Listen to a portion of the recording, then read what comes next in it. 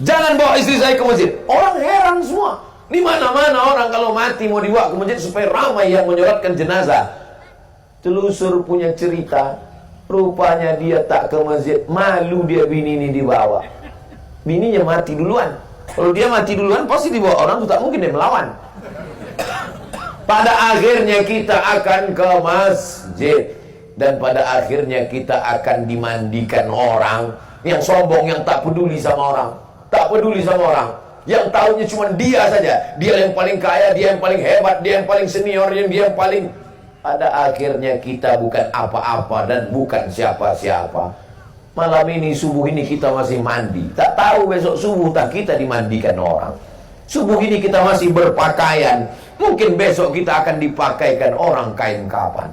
Itu maka sorban sultan-sultan Turki itu besar-besar sekali. Cobalah tengok, buat di Google itu Sultan-Sultan Turki, nanti muncul gambarnya, besar-besar macam ban Vespa. Saya ini orangnya penasaran, kenapa lah sorban Sultan Turki ini besar-besar? Baru saya tahu, rupanya itu kain 2 meter, kain kafan. Kain kafan dililitkan ke kepala supaya dia sadar bahwa nanti kau akan mati. Jadi kalau ada kawan-kawan ibu yang tak ingat mati, buatkan dia jilbab dari kain kafan, pasangkan ke kepalanya. Kalau ada kawan kita, sahabat kita, pejabat kita, orang kaya kita yang tak ingat mati, saya semalam kan waktu tausiah itu, berikut ini pemasangan tanja. Nanti perlu juga kita buat pemasangan sorban kain kapan, biar sadar dia. Dulu, sekarang tradisi ini sudah tak ada lagi saya tengok. Saya pertama kali haji tahun 1992. Waktu itu saya kelas 2 Sanawiyah Muallimin Al-Wasliyah Unifa Medan. Sampai di Masjidil Haram, di pelataran itu, orang India itu ramai-ramai menjemur kain putih bermeter-meter. Apalah ini?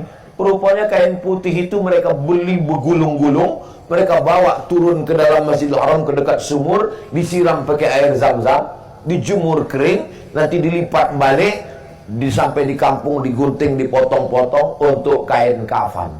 Jadi mereka meyakini kalau kain kafan itu dari air zam-zam, itu diselamatkan. Itu menurut pikiran mereka aja. Jadi banyak manusia ini berpikir menurut pikiran dia. Oh, datang orang kita. Oh, jadi kalau kain kafan disiram air zam-zam bisa selamat azab kubur. Iya. Orang kita lebih cerdas lagi. Dicarinya kain lapuk. Tanya, kau kenapa kain lapuk? Biar supaya pas ditengok malaikat disangkanya ini udah lama tak diperiksanya lagi. Mana bisa kita akal-akali malaikat?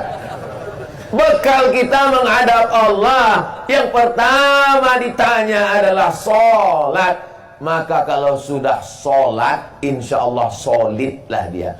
Makanya saya ceramah di kantor-kantor dinas. Pak Bupati, kenapa dibuat acara pengajian hari Jumat pagi untuk pegawai-pegawai ini? Kita udah pernah pakai Pak Ustadz, supaya pegawai ASN, PNS on time, tepat waktu. Kita panggil motivator dari Jakarta, kita buat acaranya di hotel, convention hall, pakai gambar audio visual, pakai suara, matikan lampu. Semangat, semangat. Keluar dari hotel, letoy, loyo.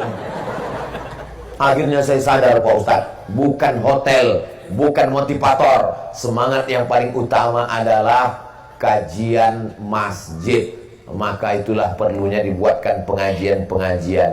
Suami ibu kalau dia kurang semangat, bawa dia ke pengajian. Udah dibuat pengajian Pak Ustadz, bukan belum juga semangat ibadah, bawa dia menengok pemakaman jenazah.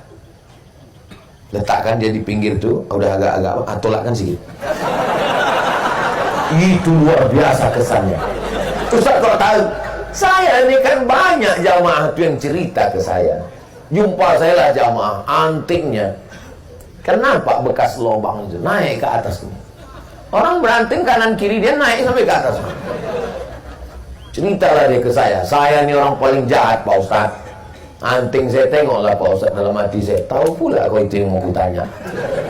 Semua botol udah saya minum Pak Ustadz, semua maksiat udah saya lakukan Pak Ustadz. Jadi gimana cerita kau tobat? Waktu itu saya sedang menengok jenazah dikebumikan Pak Ustaz. Berdiri saya di tepi liang lahat. Terus entah ada yang menyenggol saya, masuk saya ke dalam. Waktu sedang memegang jenazah, itulah terasa dingin kaki saya Pak Ustaz. Sadar bahwa saya akan mati, aku akan di dalam, nanti orang akan meninggalkan aku semua. Itulah sebab tobat. Itu perlu dibuat namanya terapi liang lahat.